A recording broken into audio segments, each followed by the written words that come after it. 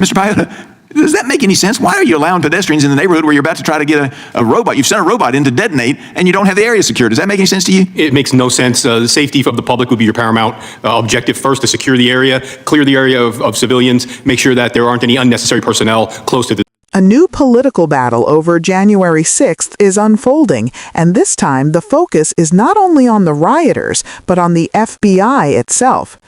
At a heated congressional hearing, Virginia Congressman Morgan Griffith delivered a blistering critique of how federal authorities handled both the Capitol security response and the years-long hunt for the pipe bomber. His message was direct. The failures were not conspiracy theories, they were evidence of incompetence.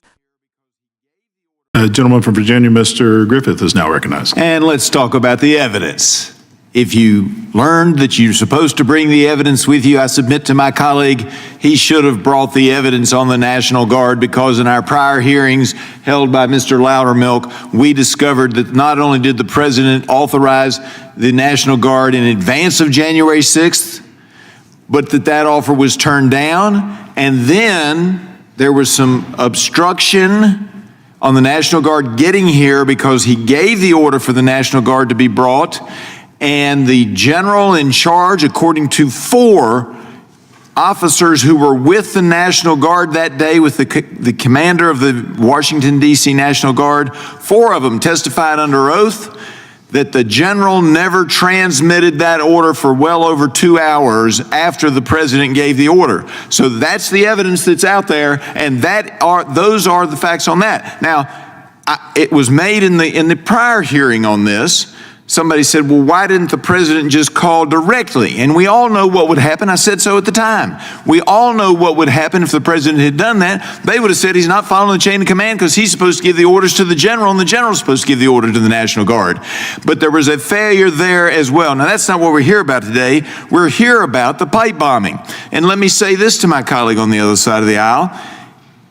It took too long to capture the pipe bomber. It took too long. He threw that in his litany of conspiracies. He says it's now a conspiracy, that it took too long to find the pipe bomber. I'm telling you, my friend, it took too long. That's not a conspiracy. That is the evidence and the facts.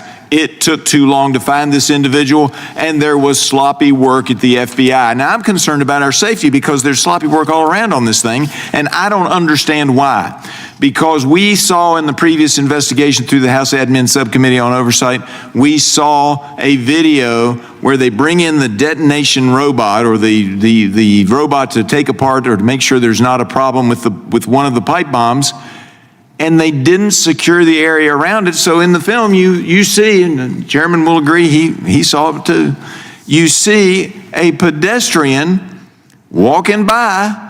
All the police are standing back. Here comes a pedestrian walking by where the pipe bomb is. Mr. Paiota, does that make any sense? Why are you allowing pedestrians in the neighborhood where you're about to try to get a robot? You've sent a robot in to detonate, and you don't have the area secured. Does that make any sense to you? It makes no sense. The safety of the public would be your paramount objective first, to secure the area, clear the area of civilians, make sure that there aren't any unnecessary personnel close to the device. And it raises the issue, and I don't have any conspiracy theory. I have no idea why, but it raises the question, why? And maybe it was just sloppy work. I think you're looking at adrenaline, bad training, ineptitude. All right. If you can do it quickly, because I only got a minute and 50 seconds left because I got wound up about the National Guard. But Patel FBI created a red team. What's a red team, and what's the process of setting it up?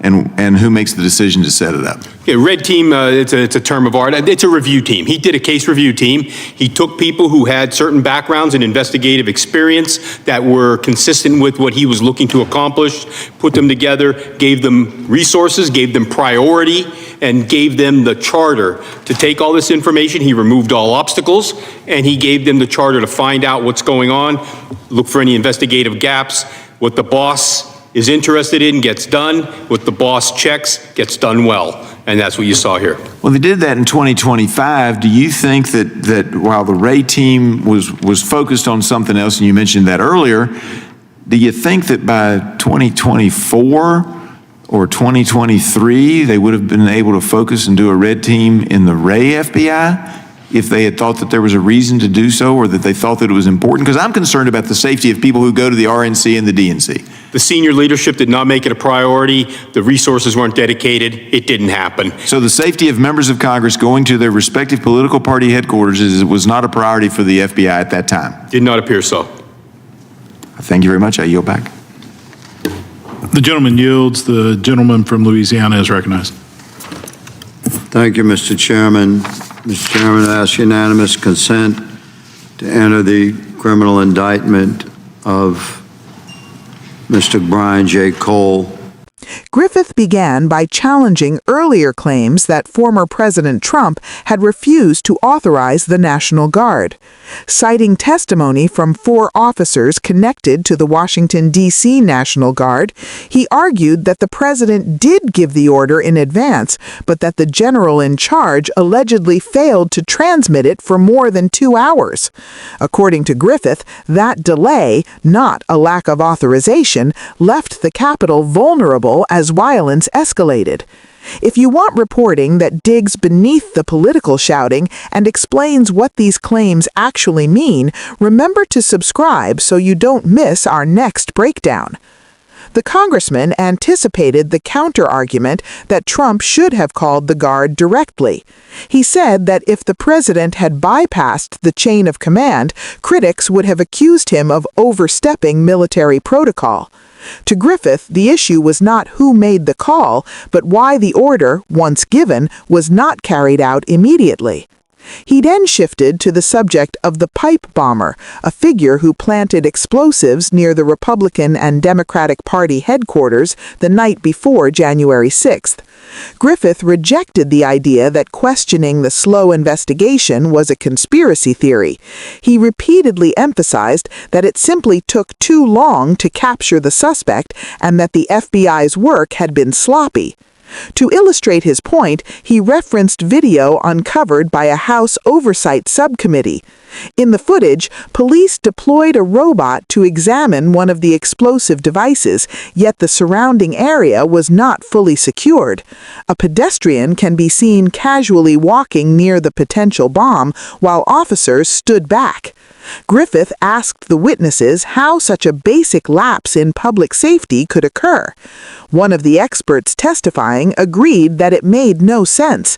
Standard procedure, he explained, is to clear civilians far away before attempting to disarm or detonate a device. The scene, in his words, suggested adrenaline, poor training, or outright ineptitude.